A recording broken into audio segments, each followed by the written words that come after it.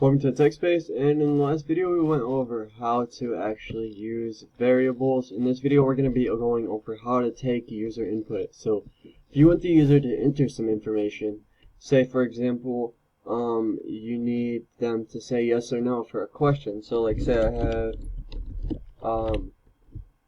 or I can just say anything. So say you need a user to enter their age. So we can say please enter your age in that line, and say we want the user again to be able to have some way of entering information here so they can say their age for themselves.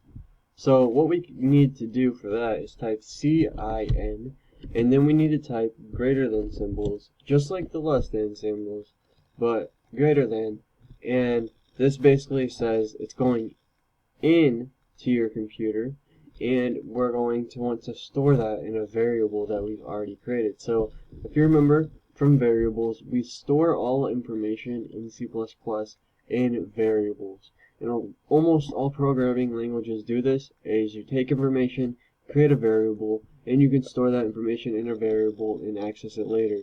Whether you can access it later or you can access it whenever, as you'll find out later, some variables are created for public and some are created privately within your program in different functions. But basically, if you want your variable to be, if you want to be able to store information, you're going to have to use a variable, and if you want to access that information, you're going to be able to call it using that variable. So we need to create a variable that can accept at age. So remember when we went over the different types of variables for numbers? We had int, we had float, and we had double.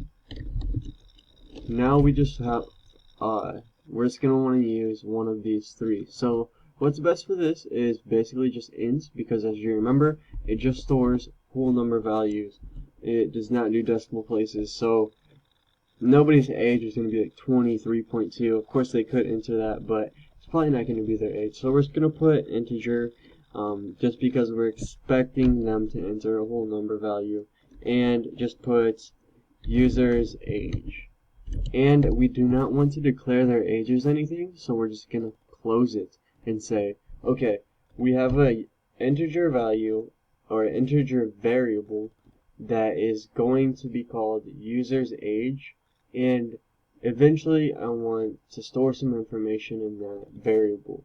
So we have to declare that before we do CIN, and specifically because if I was to run this variable and put it below CIN, once I put the user's age in here to call that or to save the information that the user entered, it would say, okay, I'm going to store the information here.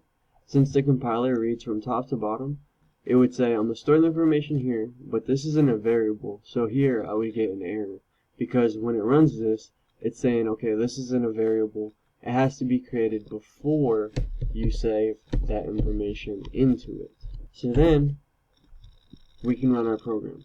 So basically it says please enter your age, and as you can see, I'll put 22, click enter, and that's it. Program's over. So basically we want to have the computer or the program say back to us, okay, thank you, or thank you for entering your age, and then output the age that was entered. So I'm going to go output, then we're again going to use some text, and it's going to say thanks for entering your age, and then we'll end that line, and then we'll just say your age is, and we'll just call that variable and end that line again.